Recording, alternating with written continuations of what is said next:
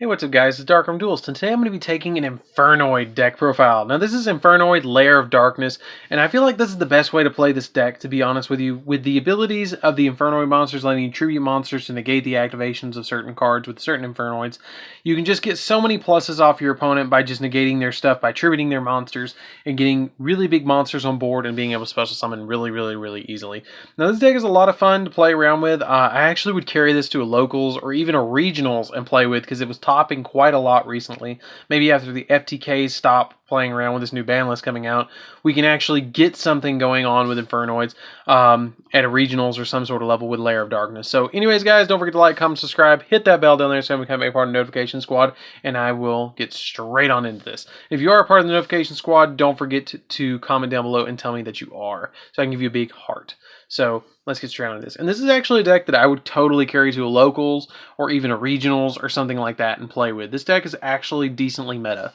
So first off, I'm going to play 2 copies of Infernoid Anunku. This card is kind of, the Anunku and Deviati are kind of like god cards of the deck that you get to banish 3 Infernoid monsters from your hand or grave. The total level and rank of all monsters you currently control are 8 or lower. So that's something that all of the Infernoid monsters have the ability. You cannot special summon them anymore if you have monsters on the field that their rank equals 8 or lower. Or 8 or higher. So you have to like link away stuff to get them onto the field, if you know what I mean.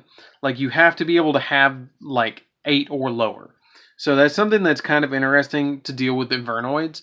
So you just got to play around it. But Anunku's effect is that when this card is special summon, you destroy all monsters on the field, which is really good. And then during either player's turn, when a spell or trap is activated, you can tribute 1 monster and negate the activation if you do to banish that card. But with Lair of Darkness, you can tribute their monsters to activate that in particular effects. But Anunku does not actually destroy itself, which is pretty cool. Deviati we play 2 of. Deviati negates spell cards, and then when it's special summoned, it destroys all spell and traps on the field. So it's a really good card.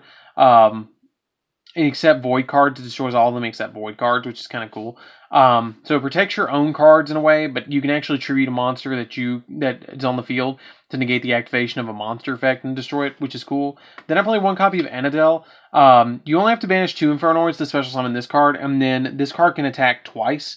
And it also has the effect of that you can tribute a monster, then target a card in your opponent's graveyard and banish it. All the Infernoids from here on out just about have that ability that you can tribute a monster on the field, target a card in your opponent's graveyard and banish it. So every single turn you're going to be tributing a monster and then banishing something from your opponent's graveyard, which is pretty cool. Then I play 1 copy of Semestus. Basically when this card attacks, at the end of the battle phase, after this card attacked, you can banish a card on the field. Really love that effect. Really powerful. 1 copy of Sajet. Sajet is basically a card for Void Feast, because you can summon out Infernoid monsters whose total level equal 8. And then you can special summon out 2 Decatrons and a Sajet because it equals 8, because Decatron's a level 1. You can banish 1 monster on the field, or when this card battles, you can banish 1 card from your opponent's extra deck, their choice, after this card battles, which is pretty good because you can kind of like get rid of a combo piece. I actually came up with a deck a long time ago that I played 3 of these, and I would just keep attacking my opponent and removing everything, and played Zeaborg, but I didn't really take it anywhere. Then I play 1 copy of Petrulia. Petrulia is basically an MST with legs. You just special summon it, and then it can pop a monster, and it has the same effect that you can target a monster in your opponent's graveyard by tributing it and then banish it. Then I play 2 copies of Harmonic. Harmonic is good. I just think it's a good 2 of. I probably wouldn't play it any more in 2 than the Lair of Darkness build. It's good, like I said. It pops a monster on the field, but it can't attack the turn that you do that. And it's a level 3. And you just have to banish 1 Infernoid monster to special summon it, which is cool. Like, the Infernoid in Anunku, you have to, or Deviati in Anunku, you have to banish 3. These, you have to banish 2. And then these, you have to banish 1. Then we play 3 copies of Decatron. When Decatron's normal summon or special summon, you can send 1 Infernoid monster from your deck to the graveyard. And if you do, increase this card's level by that level. And then if you do, this card's name becomes the original and replace its effect with that. So usually you're going to send Deviati or Nunku, depending on what your opponent's playing. If they're playing something like Altergeists or True Dracos, I might send a Nunku to banish spells and traps. And I might send Deviati if I'm playing against something like, I don't know, Gokis or something like that to negate monster effects. So, really good card, but you have to keep in mind if its level goes up, the cap is hit and you can't special summon anymore until it leaves the field. So that's it for the Infernoids. For the Lair of Darkness engine, I play one Darkest Diabolos. Darkest Diabolos is effective is that if a card is tributed on your side of the field, that you can special summon them from your hand, and if a dark monster you control is tributed, except during the damage step, you can special summon this card from your grave or hand. So it's cool. It's a really good effect. And then you can tribute one dark monster. Your opponent places one card from their hand, either on the top or their bottom of the deck, and he can't be tributed at all. So like if you're doing a mirror match, they can't tribute it, which is cool. Then I play 3 Arima. Arima is basically you can tribute one. You can discard it to add a Lair of Darkness from your deck to your hand, and then you can tribute a dark monster, draw a card, or if you tribute a dark monster. If you tribute a dark monster to activate this effect, you can add a dark monster with 2,000 or more defense from your deck to your hand, which is going to be your Diabolos. Then we play 3 copies of Lith, Lady of Lament. Lith basically is that when this card is normal summoned, its original attack becomes 1,000. And then quick effect, you can tribute a dark monster, reveal 3 normal trap cards in your deck, and then your opponent randomly chooses 1, and you set that target, shuffle the rest back in the deck. So we played 6 traps in this deck, actually to play along with that, but that's pretty much what she does. She's really good negation, or really good like board interruption, because if you have her on field and you have Lair of Darkness on the field, then you can just like hit your opponent for like tribute their monster and then get a surge, which is really good. Then because it's Infernoids, I play Morphing Jar at 1 because we have a Morphing Jar and it hasn't even done anything in the meta recently. Like I don't think they're going to do anything to this. I think they're going to leave it at 1 on the next list. But basically, you flip it and both players discard their entire hand and then draw 5 cards. Like it's just that simple. And we have all the negations that we need to stop that, but we benefit off of playing in the grave. And then for the last 3 cards that are monsters, I play 3 copies of Ash Blossom because it's Ash and we need it. But you can play any 3 hand traps you want here. If you want to play 3 Droll, play 3 Droll. If you want to play Effect Veiler because you can't afford the Ash, that's cool too. Or Emmet or the Ghost Ogre. The only one I don't really recommend is Ghost Ogre here because you're already tributing so many of your opponent's monsters to negate stuff, and the Ghost Ogre doesn't negate, it just pops something. So why do we need to pop it if we have Lith? Like I wouldn't play Ghost Ogre in this deck.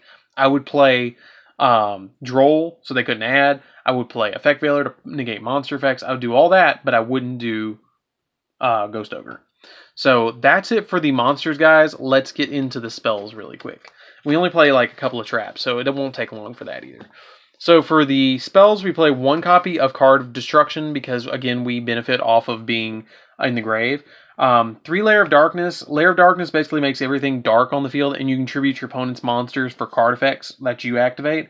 And then for every card that's tributed on the player's turn, they get tokens. Like if I tribute 2 monsters on my turn, then I get 2 tokens. If I tribute 2 of your monsters on your turn, you get 2 tokens. Then I play 3 copies of Void Imagination. This makes all of our Infernoid monsters that are level 2 or higher go to level 1, but all of their attacks, battle damage becomes halved. And then you can send this card to your graveyard and then fusion summon 1 Infernoid monster, which is going to be our Infernoid Tyria. And then you get to fusion summon it. And if your opponent controls a monster that's special summoned from the extra deck, you can use 6 monsters from your deck as fusion materials as well. So it gets you a bunch of mills as well, which is kind of cool. Usually you want to do this when your opponent has a monster so you can mill through your deck really fast. And then for the last 3 spells, we're going to be playing 3 copies of Void Vanishment. Void Vanishment is a beautiful card, but you can discard 1 card to add a Void spell or trap card from your deck to your hand, except another copy of itself, or Null and Void, which is no longer Null and Void anymore.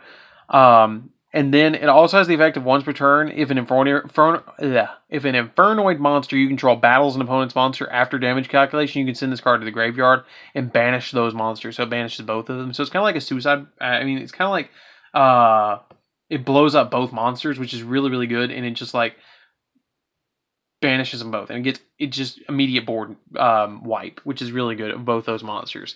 So that's it for the spells, guys. For the traps, we play a Deck Devastation Virus, a Full Force Virus, and a Eradicator Epidemic Virus. I play all of these because like it can really hurt your opponent if you play all three, because you can get the one you need at the right moment. You can take this out and play any 3 traps you want that are normal traps, because Lith plays off of this. You can play 3 impermanents if you want, if you've got the money for impermanents. I don't like impermanents because it's just like a 1 negation, maybe 2 that you can get off of it. I'm not that big a fan, but if you can play anything, I like the virus cards because it pops a monster your opponent controls, and it also like prevents them from doing something for 3 turns. And then I play Void Feast at 3. You send a Void spell or trap card you control from your hand or face from your field to the grave. Special summon up to 3 Infernoid monsters from your deck whose total level exactly equal 8, ignoring all their summoning conditions. Like I said, usually I do Sajet into Decatrons, but that's pretty much it, guys.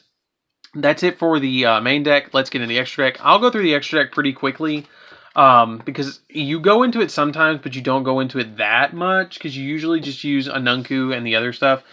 You do go into this quite frequently, and that's Infernoid Tyria. Basically, its effect is that you're going to get up to probably the 8 or more effect. The 3 or more is during each player sends 3 cards from your extra deck to the graveyard. That's the big one. The 5 or more is you get to send 3 cards from your deck to the grave. 8 or more is each player returns 3 cards from their banished pile to their graveyard. And 10 or more is each player sends their entire hand to the grave. Sometimes you can get the 10 or more, and it's nuts when you do. And then when this card's fusion summon, you apply all these effects in sequence up to the number of materials used.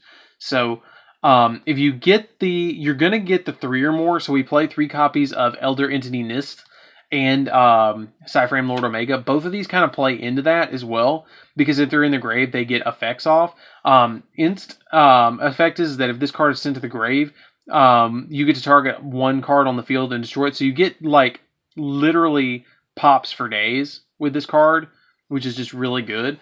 And then I play 1 copy of Cyframe Lord Omega because it's in the graveyard. You can target one other card in the graveyard, shuffle both that card and this card into your graveyard, from your graveyard into the deck. Then I play Minerva just to kind of mill some more. Breaksword to pop some cards. Dante to kind of mill some more. Boral Sword to kind of just swing into my opponent. Boral Load, same thing. Deco Talker's kind of here. You don't really benefit off of Summon Sorceress in this deck, so that's why I play 1 Deco Talker instead. Then I play Nightmare Unicorn to pop or to bounce stuff. Cerberus to bounce or to pop stuff. Phoenix to bounce or pop stuff, I mean. And then Wee Witch because it makes everything dark. But you have to be careful with Wee Witch because if you have Lair of Darkness on the field, everything becomes dark. So your opponent actually gains the 500 boost as well. So that's it for my extra deck, guys. That's it for the deck, guys. If you want to play something else, too, if you want to drop the Minerva and play, like, Exciton Knight instead, you totally can do something like that as well, because Exciton Knight's really good in the deck to pop the whole field and then banish a bunch of stuff and then special summon a bunch of Infernoids the next turn because it still benefits off of that. So that's the only thing I would really change maybe in the deck is maybe Exciton Knight over Minerva. But anyways, guys, don't forget to like, comment, subscribe. Tell me what you think of this deck down in the comments down below. I really enjoyed making this one. This one's like seriously a deck that I would probably carry to a locals or like a regionals or something. Like I totally would, and it would probably do very well if it didn't face FTK decks, which I have Ash Blossom to stop some of that stuff. But if I can establish a board and have like a Nunku or Decatron with the Nunku's and Deviati's effect, I'm going to stop my opponent very easily. With a bunch of effects. But anyways, guys, this is DarkArmedDuelist. Don't forget to like, comment, subscribe. Hit that bell down there so you can become a part of the notification squad. And I will see you guys in the next video. See you around, guys.